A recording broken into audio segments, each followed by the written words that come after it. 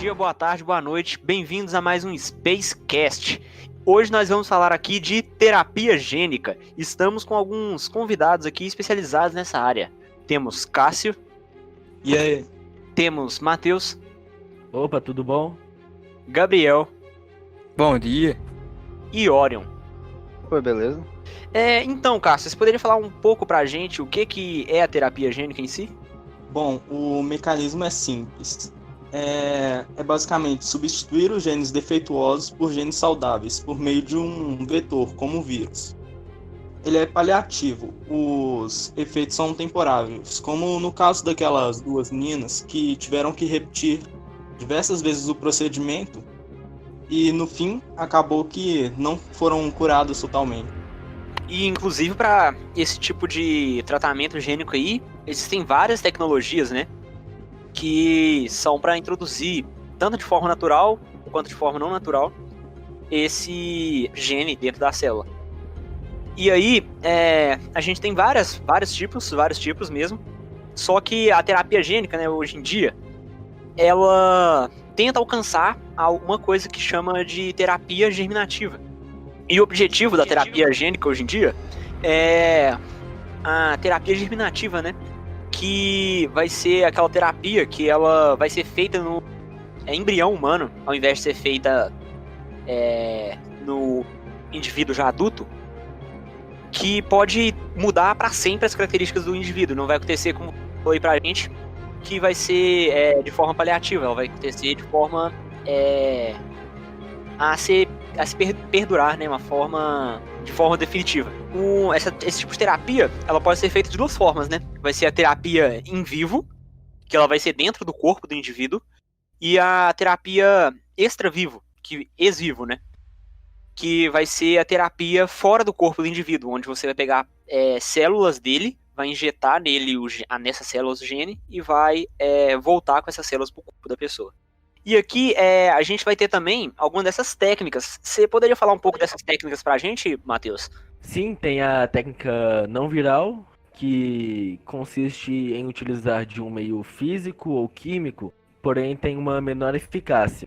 Como exemplo, tem a microinjeção de DNA, que ela faz a injeção no núcleo da célula, ex-vivo, que é fora do corpo, ou em vivo, porém no embrião. E ela é utilizada principalmente para o desenvolvimento de vacinas de DNA. Também temos a eletroporação, que consiste em utilizar de pulsos elétricos de alta voltagem, curto, de pequeno prazo, para que não sofra muito dano o hospedeiro, né? E com isso faz com que permeia pela membrana celular, fazendo com que entre o gene saudável. Também temos o viral, que o Orion vai dar uma explicada melhor.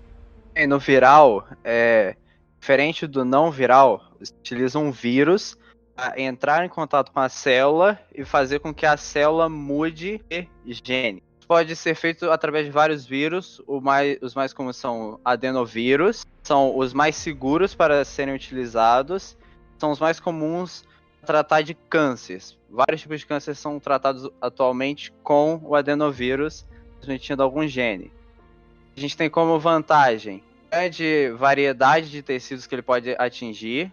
Ele não integra no DNA de células hospedeiras, não ativa o proto-oncogene. Faz com que a célula mute e crie um possível câncer. Por isso que essa é uma medida muito utilizada contra o câncer. A gente também tem os retrovírus, que são os vírus RNA. Que são ideais, porque eles infectam quase 100% das células.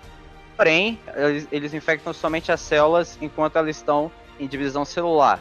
Além desse problema, a gente tem uma grande chance de acontecer uma mutação, fazer com que a célula comece a se reproduzir de maneira exacerbada, que pode criar um câncer ou um tumor benigno. E para acontecer esse tipo de troca do gene aí, existem alguns tipos de células que elas são melhores, assim, ó, né? E além desses métodos aí citados, existem muitos outros métodos, que são técnicas, as não virais seriam a microinjeção, que foi falada, a eletroporação, que também foi falada, a bioblastia, e a gente também tem o de fosfato de cálcio e de lipossomos. Das virais aí, a gente vai ter outras, como também a utilização de retrovírus e diversos outros vírus aí também. Existem inúmeros tipos de vírus. E para isso acontecer da melhor forma possível, a gente vai precisar aí dessas células, que você poderia falar pra gente um pouco, Gabriel, quais seriam esses tipos de célula? Não só poderia, como eu vou. Essas são as células tronco. Elas são indiferenciadas, são capazes de manter essa indiferenciação por longos períodos. Diante de estímulos específicos, podem se diferenciar em células maduras e funcionais dos tecidos. Existem células tronco adultas, que são obtidas através de tecidos específicos, após a fase embrionária. E as células tronco embrionárias, que são um tipo de célula pluripotente, ou seja, capaz de originar todos os outros tipos de tecido de um indivíduo adulto. Elas crescem in vitro, na forma de linhagens celulares derivadas de embriões humanos. Existem 5 tipos de célula-tronco. São elas tipos totipotentes, que são tipos de célula-tronco capazes de se originar de originar todos os outros tipos de tecidos fetais. As pluripotentes, capazes de originar todos os tecidos de um indivíduo adulto. Multipotentes, que conseguem se diferenciar em apenas alguns tecidos específicos. As oligopotentes, que podem produzir células de uma única linhagem, e as unipotentes, que produzem apenas um único tipo de célula madura. E esse tipo de tratamento aí, eu queria ouvir um pouco de vocês, o que vocês acham desse tipo de tratamento. Vamos começar aí pelo Matheus. O que você acha desse tipo de tratamento com terapia genética? Quais seria, tipo assim, a aplicação dele? Em quais tipos de pessoas a gente poderia aplicar? Eu acho que isso é, assim, uma evolução muito grande para a biologia, pois ajuda pessoas com doenças que são... Você tá Daft Punk, velho. Oh, fudeu, então, a internet tá caindo. Voltou? Que tá normal. Voltou.